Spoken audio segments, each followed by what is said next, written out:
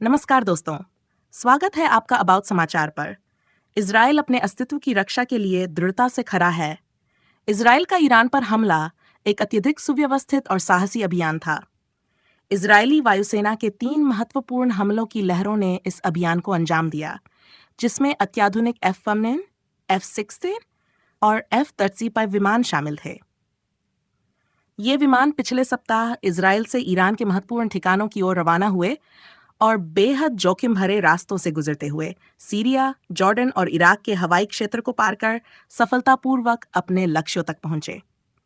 इस हमले का मुख्य उद्देश्य ईरान की सुरक्षा में महत्वपूर्ण माने जाने वाले क्षेत्रों को निशाना बनाना था। इनमें प्रमुखता से ईरान की वायु रक्षा प्रणाली, रॉकेट और ड्रोन निर्माण केंद्र शामिल थे।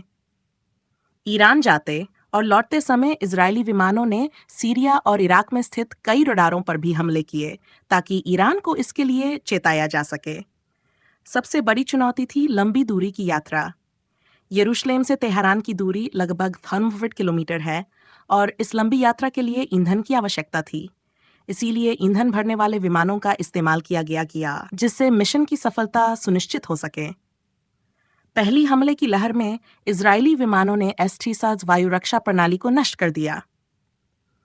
रूस से प्राप्त यह सुरक्षा प्रणाली ईरान के लिए बेहद महत्वपूर्ण थी और इसके नष्ट हो जाने के बाद अब इजराइल अपने लंबी दूरी के रॉकेटों का आसानी से उपयोग कर सकता है।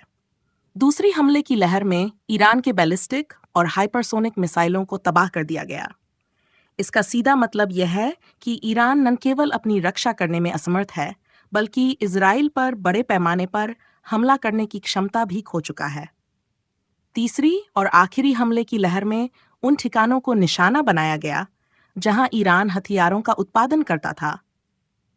इजराइल द्वारा जारी सैटेलाइट तस्वीरों में देखा गया कि तेहरान से 36 किमी दूर स्थित एक सैन्य अड्डे पर बड़े पैमाने पर विनाश हुआ है।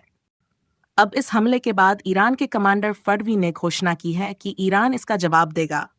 हालांकि उनका ये जवाब सीमित होगा, क्योंकि इजराइल ने ईरान की कई महत्वपूर्ण हमले क्षमताओं जैसे कि वायु रक्षा प्रणाली, रॉकेट और ड्रोन निर्माण केंद्र को नष्ट कर दिया है।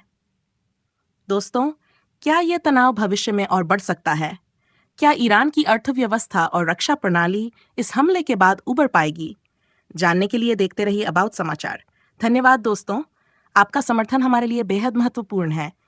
कृपया इस वीडियो को लाइक करें, अपने दोस्तों के साथ शेयर करें और हमारे चैनल को सब्सक्राइब करना न भूलें।